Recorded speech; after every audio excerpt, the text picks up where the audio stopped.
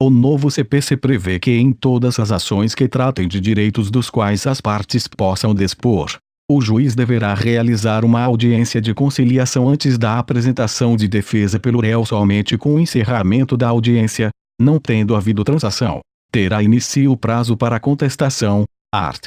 335, e CPC. A audiência não será realizada somente se autor e réu manifestarem expressamente o desinteresse na composição consensual ou se não for admitida a autocomposição, art. 334 quarto e CPC serão devidos honorários de sucumbência também na fase de recursos, conforme dispõe o novo CPC. De acordo com o art. 85 11º, eles serão majorados na medida em que forem julgados recursos interpostos no processo e incidirão honorários advocatícios na reconvenção, no cumprimento de sentença, provisório ou definitivo, na execução, resistida ou não, e nos recursos interpostos.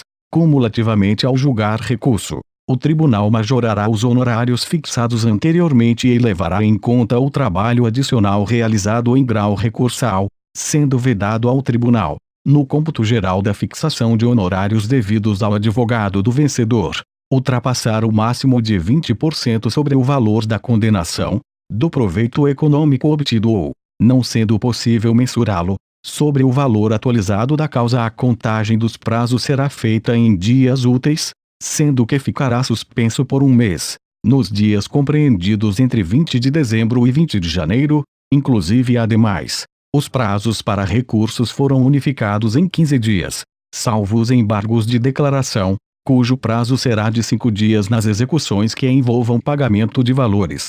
A requerimento da parte, o juiz poderá determinar a inclusão do nome do executado em cadastros de inadimplentes, que será cancelada após o pagamento, a garantia da execução ou a sua extinção. Ademais, o novo CPC busca a uniformização da jurisprudência, dando ao jurisdicionado maior previsibilidade às demandas judiciais e diminuindo a insegurança que viceja em nosso ordenamento jurídico. Os juízes e tribunais serão obrigados a respeitar os julgamentos dos tribunais superiores e nas causas que dispensem a fase instrutória, poderá o pedido ser julgado liminarmente improcedente quando contrariar enunciados de súmula, recursos repetitivos, entendimentos firmados em IRDRs e assunção de competência ou ainda, quando afrontar enunciados de súmula de Tribunal de Justiça sobre direito local. Art. 332. O Instituto do Incidente de Desconsideração da Personalidade Jurídica, disciplinado nos artigos 133 a 137, poderá ser instaurado a pedido da parte ou do Ministério Público, devendo haver sempre a garantia do contraditório, sendo vedada a desconsideração ex officio. Dispensa-se a instauração do incidente se a desconsideração da personalidade jurídica for requerida na petição inicial, devendo ser citado sócio ou a pessoa jurídica. Além disso, o novo CPC, ao regular as intervenções de terceiros, introduziu o amicus curiae como um eficiente instrumento visando incrementar a discussão de temas controversos e importantes, devendo ele colaborar com seu conhecimento na matéria em análise, em defesa de interesse institucional público. O juiz ou o relator poderá solicitar ou admitir a participação de pessoa natural ou jurídica, órgão ou entidade especializada, com representatividade adequada como amicus curiae, cabendo ao magistrado, na decisão que solicitar ou admitir a intervenção, definir os seus poderes. Art. 138 CPC. A intervenção do amicus curiae não implica alteração de competência. Ainda, a possibilidade de desistência da ação, independentemente da aceitação do réu, mesmo após a apresentação da contestação, depois da publicação do acórdão paradigma dos recursos extraordinário e especial repetitivos. Salienta-se que nessas hipóteses, haverá condenação em custas e honorários de sucumbência, conforme dispõe o artigo art. 1040, parágrafo 3º do CPC. O CPC/73 previa a necessidade de a parte alegar a incompetência relativa, o impedimento e a suspeição por meio de exceções, assim como impugnar o valor da causa em peça autônoma, o que foi abolido pela nova legislação.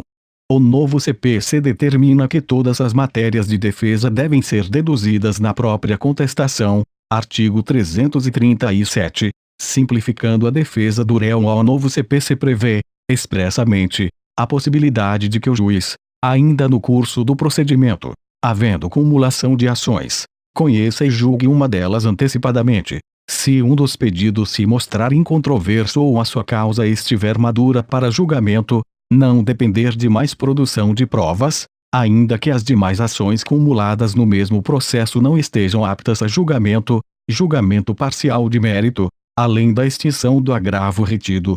O novo CPC restringe, demasiadamente, as hipóteses de cabimento do agravo de instrumento, que fica reservado às hipóteses especificadas na lei. O sistema de preclusões fica radicalmente alterado, não se operando para as decisões que não puderem ser objeto do agravo de instrumento, devendo ser tratadas em preliminar de apelação ou contra razões de apelação, conforme o impugnante seja recorrente ou recorrido. Art. 1009 CPC. Logo, houve o fim do agravo retido. A fundamentação das decisões, conforme orientação do CPC, deverá preencher determinados requisitos objetivos, traçados no art. 489. Primeiro, para ser considerada válida assim, não será considerada fundamentada decisão interlocutória, sentença ou acórdão, que se limite à indicação, à reprodução ou à paráfrase de ato normativo, sem explicar sua relação com a causa, que empregue conceitos jurídicos indeterminados, sem explicar o motivo concreto de sua incidência no caso, que invoque motivos que se prestariam a justificar qualquer outra decisão, não enfrente todos os argumentos deduzidos no processo capazes de infirmar a conclusão adotada pelo julgador, se limite a invocar precedente ou enunciado de súmula, deixe de seguir enunciado de súmula, jurisprudência ou precedente invocado pela parte, sem demonstrar a existência de distinção ou a superação do entendimento. Logo, proíbe-se a chamada fundamentação padrão às questões prejudiciais, na vigência do CPC/diagonal 73. Não faziam coisa julgada, exceto se proposta ação declaratória incidental.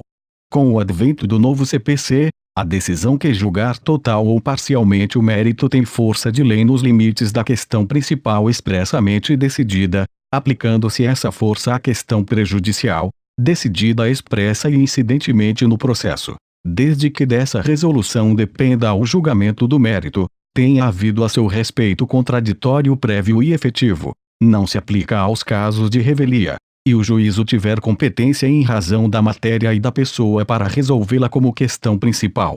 Não haverá a coisa julgada da questão prejudicial se no processo houver restrições probatórias ou limitações à cognição que impeçam a análise profunda da questão prejudicial. O artigo 833 do novo CPC cria exceção à regra de que são impenhoráveis os vencimentos, os subsídios, os soldos, os salários, as remunerações, os proventos de aposentadoria, as pensões, os pecúlios e os montepios, bem como as quantias recebidas por liberalidade de terceiro e destinadas ao sustento do devedor e de sua família, os ganhos de trabalhador autônomo e os honorários de profissional liberal, permitindo a penhora da remuneração mensal que exceder 50 salários mínimos. Uma das grandes novidades do novo CPC é o incidente de resolução de demandas repetitivas, IRDR, cabível quando houver, simultaneamente, a efetiva repetição de processos que contenha controvérsia sobre a mesma questão de direito e haja risco de ofensa à isonomia e à segurança jurídica. O pedido de instauração do incidente será dirigido ao presidente de tribunal pelo juiz ou relator,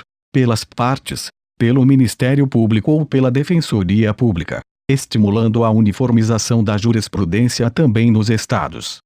O novo CPC prevê regras específicas para a condenação da fazenda pública, visando evitar condenações exageradas ou ínfimas. O novo CPC dispõe no art.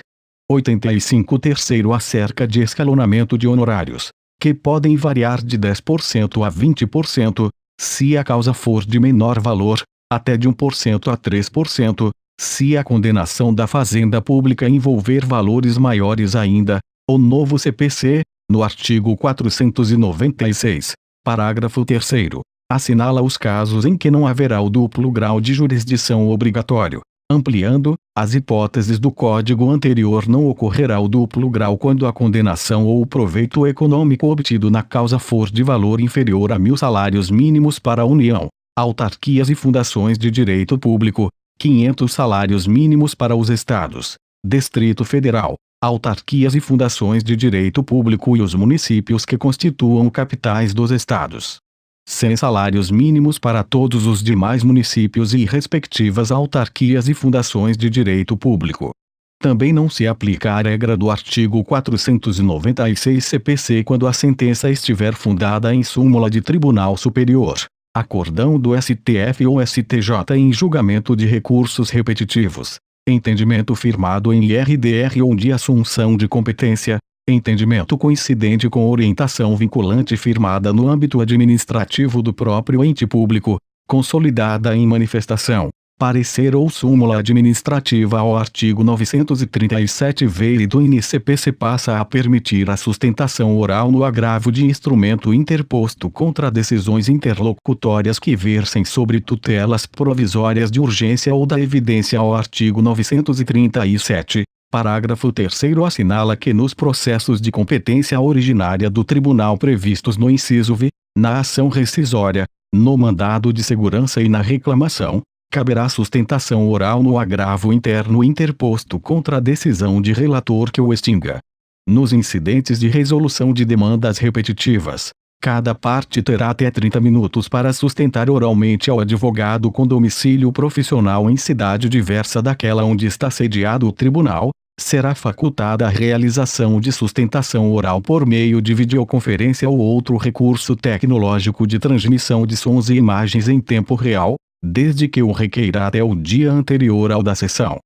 O recurso de embargos infringentes fica substituído por uma técnica de julgamento, quando for proferida a decisão não unânime pelo colegiado nas apelações, ações rescisórias, quando o resultado for a rescisão da sentença, e agravos de instrumento, quando houver reforma da decisão que julgar parcialmente o mérito após a decisão. Serão convocados, para outra sessão de julgamento, juízes do tribunal para a reversão no resultado do julgamento, sendo possível o seu prosseguimento quando houver magistrados em número suficiente, podendo aqueles que tiverem votado, rever seus votos. De acordo com o artigo 941 terceiro, o voto vencido será considerado parte integrante do acórdão para fins de pré-questionamento, ficando superada a súmula 320 do STJ. Portanto, os embargos infringentes deixam de ser recurso. Uma das maiores novidades do novo CPC é o chamado negócio jurídico processual, o qual autoriza as partes, nos limites da autonomia da vontade, antes ou durante o processo, de alterarem procedimentos e convencionem sobre distribuição diversa do ônus da prova, poderes, deveres ou faculdades processuais. Vale destacar o disposto no artigo 190 CPC que informa ser possível, caso o processo verse sobre direitos que admitam autocomposição, que as partes, desde que capazes em sua plenitude, estipulem mudanças no procedimento para ajustá-lo às especificidades da demanda. Casos semelhantes deverão ser decididos de forma igual, respeitando os princípios aplicados em decisões anteriores, devendo existir um processo interpretativo que leve em conta a força normativa da Constituição e a unidade do direito para atingir esse ideal. O novo sistema processual, além do incidente de resolução de demandas repetitivas, para casos de múltipla repetição, criou o incidente de assunção de competência, cabível quando o julgamento do recurso, da remessa necessária ou do processo de competência originária do tribunal envolver relevante questão de direito, com grande repercussão social, mas sem múltipla repetição. Finalmente, passa a caber reclamação em qualquer tribunal e não apenas no STF. Será cabível reclamação para preservar competência, garantir a autoridade das decisões dos tribunais, resguardar a observância de decisão do Supremo Tribunal Federal em controle concentrado de constitucionalidade, a observância de enunciado de súmula vinculante e de precedente proferido em julgamento de casos repetitivos ou em incidente de assunção de competência. Fontes: Tânia Nigri, Daniel Amorim, Assumpção Neves, Fredi Didier.